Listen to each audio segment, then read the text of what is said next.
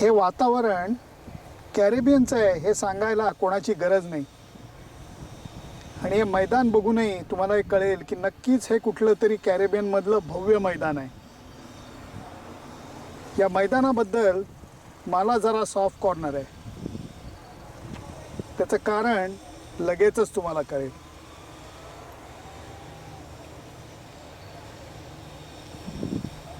अर्थातच कारण हे मैदान आहे sir Vivian Richards cricket ground, अँटिग्वामधलं नवकोरो मैदान.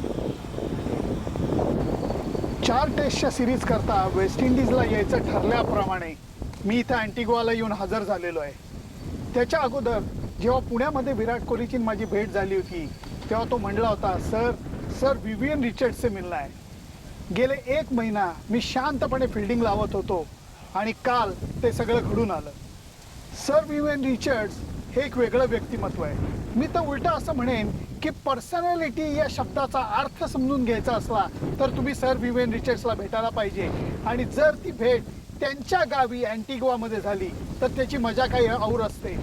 मी नेहमी गमतीने म्हणतो की इंग्लंडमध्ये जशी लोकशाही आहे आणि राजेशाही पण आहे, घराणेशाही पण आहे, तशी अँटिग्वाची परिस्थिती आहे. इथं लोकशाही सुद्धा आहे आणि राजेशाही सुद्धा आहे. कारण माझ्या मते सर विवियन रिचर्ड्स हे अँटिग्वाचे अनभिषिक्त राजे आहेत. भारतीय टीम राहत असलेल्या शुगर रिज नावाच्या रिसॉर्टमध्ये काल भेट झाली. अजिंक्य रहाणे आणि विराट कोहलीसाठी ही खरं तर भेट मी घडवून आणली होती. परंतु प्रत्यक्षामध्ये बरेच भारतीय खेळाडू त्या भेटीमध्ये सामील झाले आणि त्याच्यानंतर रंगली गप्पांची मैफिल. कुठल्याही देशात गेलं तरी तुम्हाला एक चित्र बघायला मिळतं जेव्हा इंडियन क्रिकेट टीम तिथं असते की चाहते त्यांच्याबरोबर फोटो काढायला थांबलेले असतात. शुगर रिज रिसॉर्टमध्ये काल न्यूयॉर्कमधून आलेले 20 चाहते थांबलेले होते. परंतु खेळाडूंना मात्र त्यांच्याबरोबर फोटो काढायचा नव्हता, त्यांना सर विवियन रिचर्ड्स बरोबर फोटो काढायचा होता. आणि ती इच्छा सगळ्यांची पूर्ण झाली कारण सर इतके गोड वागले. सगळ्यांबरोबर त्यांनी दिलखुलास गप्पा मारल्या, बऱ्याचशा क्रिकेटच्या गोष्टी सुद्धा समजावल्या आणि ते समजावत असताना छानपैकी फोटो सुद्धा काढले. ही झाली एक क्रिकेटची मैफिल.